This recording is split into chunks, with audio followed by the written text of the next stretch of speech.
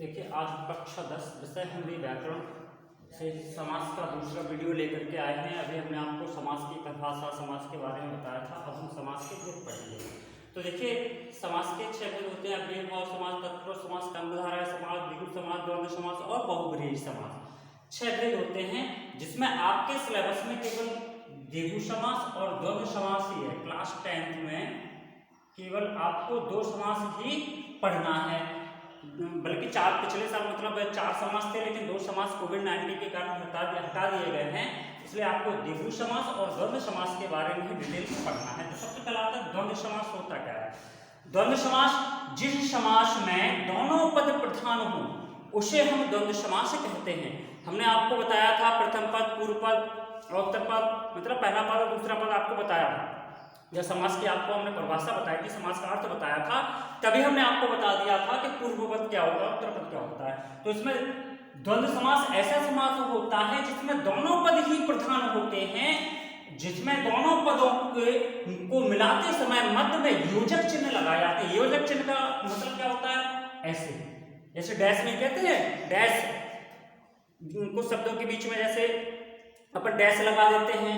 जैसे मान लीजिए राधा कृष्ण, तो राधा और बीच के जैसे मान लीजिए राधा कृष्ण लिखा हमने, राधा कृष्ण, तो यहाँ पे देखिए डैश लगा दिया, इसे कहते हैं योजक चिन्ह। ये है योजक चिन्ह। तो द्वंद्व समास की परिभाषा बड़ी ही सरल है। जिस समास में दोनों पद प्रधान होते हैं उसे हम द्वंद्व समास कहते हैं। ध्यान रखना, जिस समास में दोनों पद प्रधान होते हैं उसे हम द्वंद्व समास कहते हैं। इसमें दोनों पदों को जब हम मिलाते हैं तो वहां पर उनके बीच हमें योजक चिन्ह लगाना पड़ता है। योजक का मतलब होता है डैश, डैश लगाना पड़ता है, उसे हम द्वंद्व समास कहते हैं। देखिए एग्जाम्पल, समस्त पद और उनका समास विग्रह। देखिए समस्त पद है रात दिन, ठीक, यहाँ पर समास विग्रह किया तो रात और दिन। तो रात दिन का मतलब सब लोग जानते होंगे, रात और दिन। जैसे सुख दुख, बीच में योजक लगा, देखिए योजक लगे, तो सुख दुख का जो समास विग्रह होगा वो होगा सुख और दुख। आगे और एग्जाम्पल्स पढ़ेंगे हम।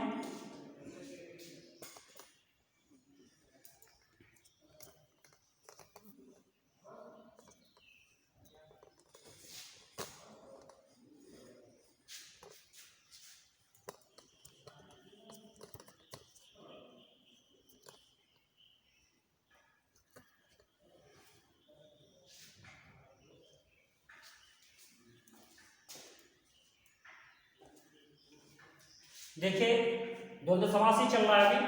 पाप पुण्य, बीच में योजक लगा है तो इसका मतलब है पाप और पुण्य। यहाँ पे देखिए चराचर, इसके बीच में योजक चिन्ह नहीं लगा है, फिर भी ये कैसा है? द्वंद्व समास। ये क्यों? क्योंकि यहाँ पे समास विग्रह करते समय चर और अचर और लगा हुआ है।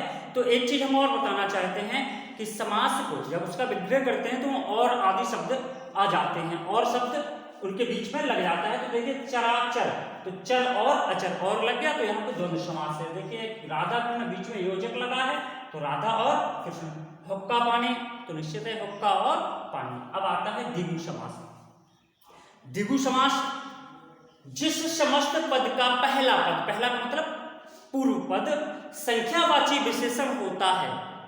जिस समास का पहला पद, पहला पद का मतलब पूर्व पद, संख्यावाची विशेषण होता है और उत्तर पद उस संख्या का विशेष हो, तो वह द्विगु समास कहलाता है। हम आपको विशेषण और विशेष के बारे में बताने जा रहे हैं। तो आपने पिछली कक्षाओं में भी पढ़ा होगा, अगर नहीं पढ़ा है तो हम उसके बारे में आपको बता देते हैं। तो देखिए विशेषण क्या होता है?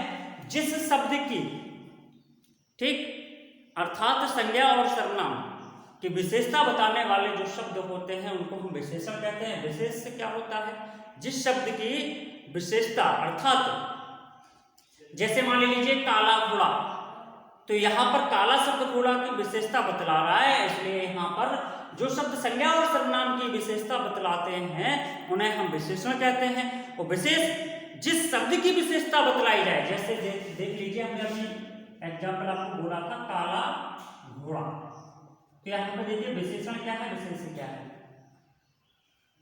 यहाँ पर जिस शब्द की विशेषता बतलाई जाती है और जो शब्द संज्ञा और सर्वनाम की विशेषता बतलाते हैं उसे विशेषण कहते हैं। देखिए संज्ञा सर्वनाम अर्थात संज्ञा है घोड़ा, तो घोड़े की विशेषता बतलाई जा रही है, तो जो शब्द घोड़े की विशेषता बतला रहा है उसे विशेषण, तो यहाँ पर काला जो है वो विशेषण है, और विशेष क्या है, जिस शब्द की विशेषता बतलाई जाती है, तो यहाँ पे जो घोड़ा है वो क्या है, विशेष। अब तो समझ में आ गया होगा शायद सभी के कि विशेषण क्या है और विशेष क्या है। यहाँ पर लगभग सब लोग समझ रहे होंगे, अच्छी तरह पता भी चल रहा होगा कि विशेषण क्या है और विशेष क्या है।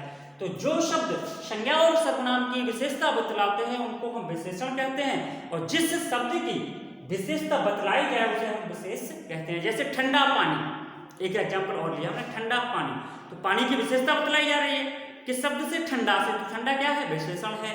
अब किस वस्तु की या किस व्यक्ति की या किस चीज की या जिस वस्तु की विशेषता बतलाई जा रही है उसे विशेष कहते हैं, तो इसमें किसकी विशेषता बतलाई जा रही है, पानी की, तो पानी विशेष है और ठंडा क्या है, विशेषण। तो यहाँ पर समझ गए होंगे। तो यहाँ पर देखिए परिभाषा फिर से हम कंफर्म कर लेते हैं, जिस समस्त पद का पहला पद या पूर्व पद संख्यावाची विशेषण हो तथा उत्तर पद उस संख्या का विशेष हो तो वह द्विगु समास कहलाता है। जैसे एग्जाम्पल सप्त नदी, तो यहाँ पे देखिए सप्त और नदी दो शब्द हैं, सप्त मतलब संख्यावाची है और नदी क्या है, नदी की विशेषता बतलाई जा रही है। तो यहाँ पर देखिए ये संख्यावाची हो गया, ये विशेष हो गया। ठीक, जिस शब्द की विशेषता बतलाई जाए वो विशेष है। तो यहाँ पर 7 नदियों का समूह है, जब समास विग्रह करेंगे तो 7 नदियों का समूह संख्यावाची है, इससे पता चल जाता है, बड़ा ही सरल है ये तो संख्यावाची। तिरंगा देखिए 3, तिरंगा सबने जानते होंगे, तिरंगा 3 रंगों वाला, तो तिरंगा 3 रंगों का समाहार। पंचवटी, पंच मतलब 5, तो पंचवटी 5 वृक्षों का समाहार। 9 ग्रह, 9 मतलब 9 ग्रहों का समाहार या 9 ग्रहों का समूह कह सकते हैं। तो यहाँ पर देखिए संख्यावाची है सब, संख्यावाची होने के कारण कौन सा समास होगा, द्विगु समास। तो यहाँ पर देखिए अंतर देख लीजिए द्वंद्व और द्विगु में। जो द्वंद्व समास हमने आपको बताया था, अभी आपको द्वंद्व समास पढ़ाया था, तो द्वंद्व समास में दोनों पद प्रधान होते हैं लेकिन बीच में उनके योजक चिन्ह आता है, जबकि द्विगु समास जो था, द्विगु समास में जो पूर्व पद होता है वो संख्यावाची होता है, वहां पर द्विगु समास होता है। ठीक, समास आपका कंप्लीट हो गया।